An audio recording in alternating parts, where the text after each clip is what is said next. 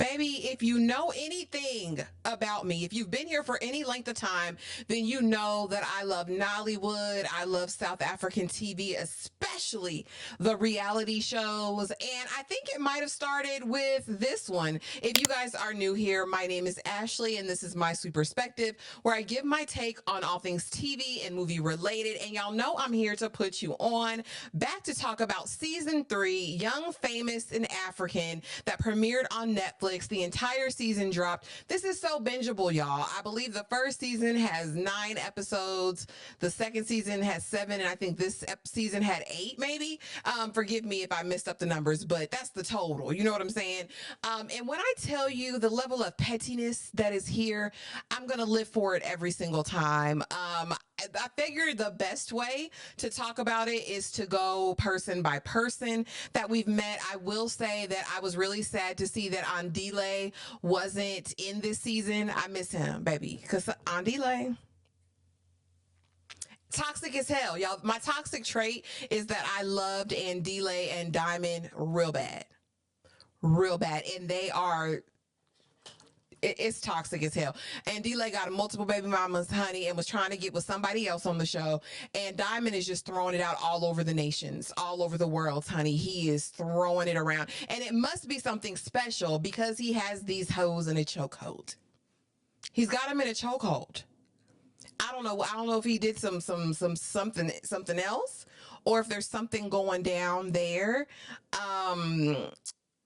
But I kind of want to see. All right, let's get into it, you guys. Let's start with Annie Macaulay Idibia, okay? And if you have been watching, you know that she is the wife to Innocent to Baba, which I guess was made famous by the song African Queen. You are my African queen, the girl of my dreams. Okay, maybe you know it, maybe you don't, but I believe that is where a lot of his fame came from.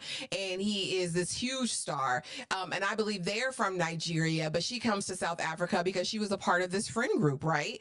And so she has been having turmoil with everyone. There was a whole drama with her and Swanky, who was her best friend, the best dressed in Africa, okay, on the continent, where he basically overheard a conversation of her saying really nasty and defamatory things about him.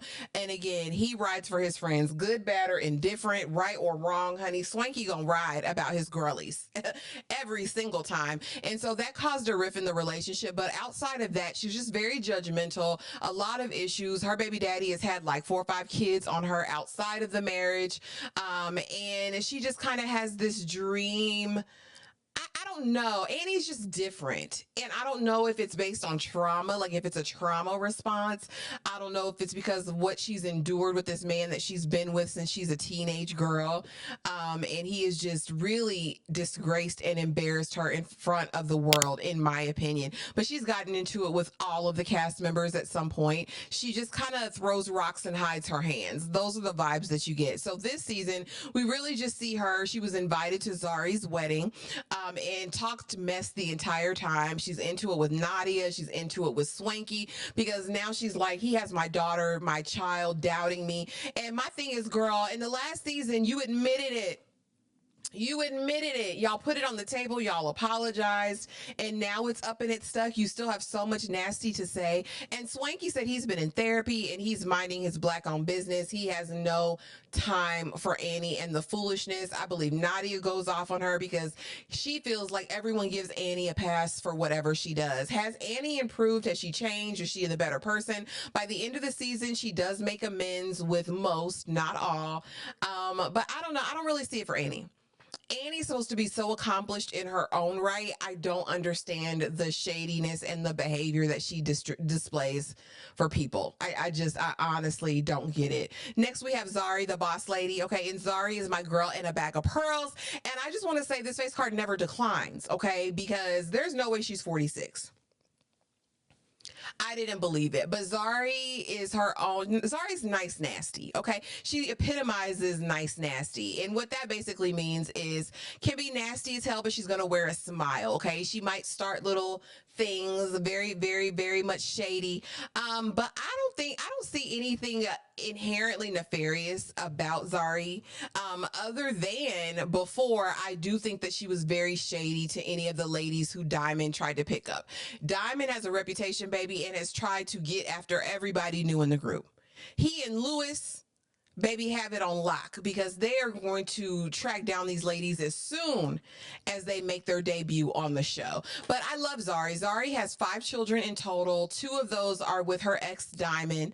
And she was married, I believe, very, very young to a Ugandan billionaire, I want to say. He might not have been from Uganda, but she is, and where she has her older sets of kids, right? And so Annie immediately, when she gets to this wedding that she didn't anticipate being invited to, discovers that Shakib, Zari's husband, is, I guess, I don't know, several years her senior, maybe 18 years her senior, if he's 27. I don't know, but she has something to say. And my thing is, Annie, don't come to that lady wedding talking ish. But Zari is that girl. I adore her. She has her wedding. She really plays it cool for the most part until she gets into it with Kafiwe. We know in past seasons she had been into it with Nadia, with Annie, with Fantana. And Fantana could get it though, because anyway, I like Zari the boss lady. She's gonna be shady. She done brought up Kafiwe's La Bola ceremony, said it was for clout, said it was for a sponsorship, for a deal. Zari makes enemies and really don't give a damn. I feel like she is just very much secure in the space that she's in.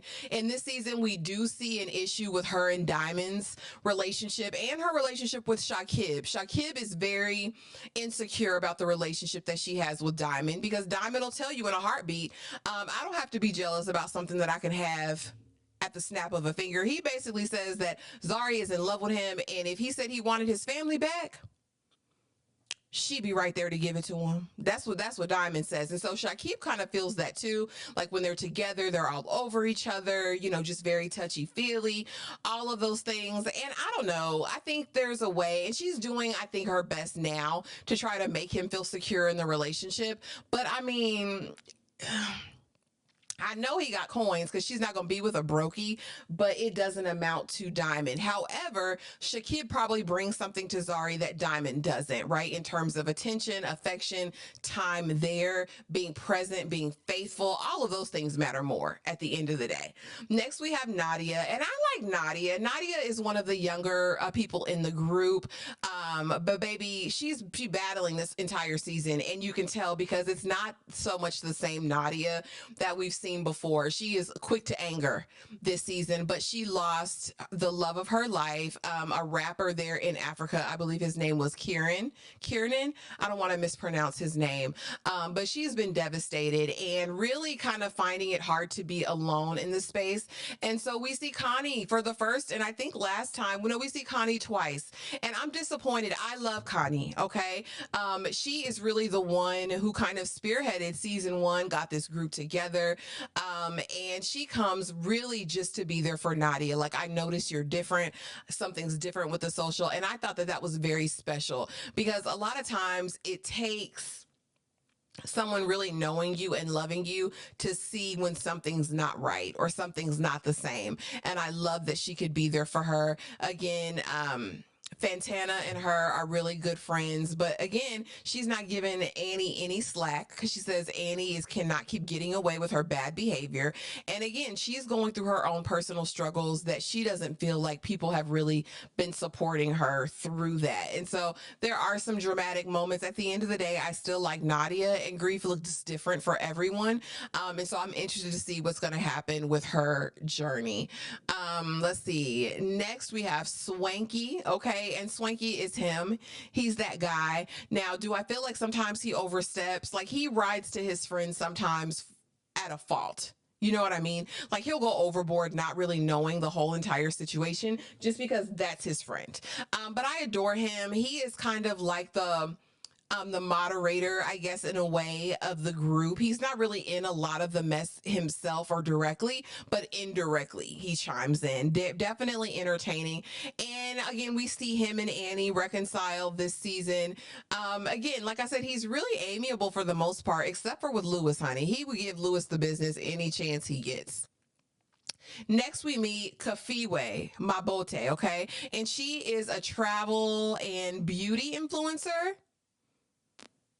she's beautiful. Face card doesn't decline. And so immediately Lewis is after her, Diamond is after her, but she got something for them because I believe she's now a second wife to a man in a cultural or traditional marriage.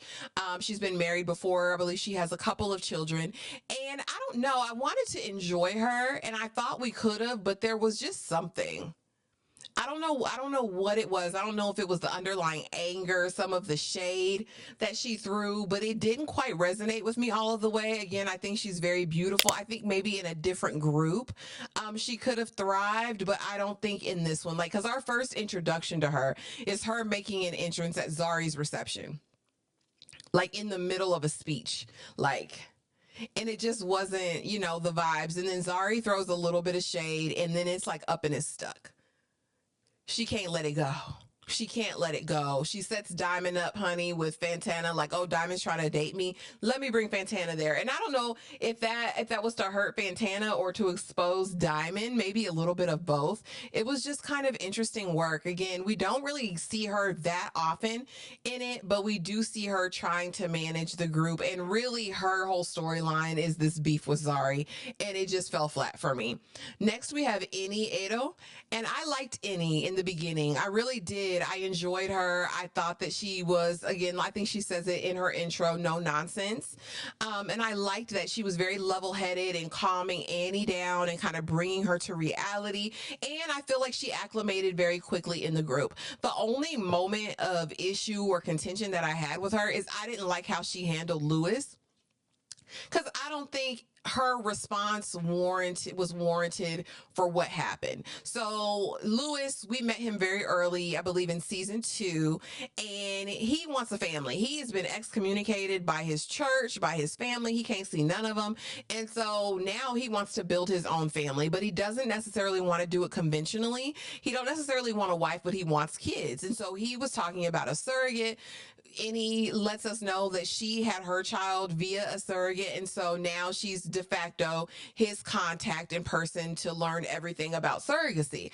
Well, he wants to choose a person who could potentially be his surrogate if he doesn't go the natural route in conceiving. And so he brings it to her, brings her to this dinner with Shakib. And I like Shakib. I want to just say that he's very level-headed for being so young. He's actually the voice of reason in a lot of situations, and I really like that for Zari. But he's there.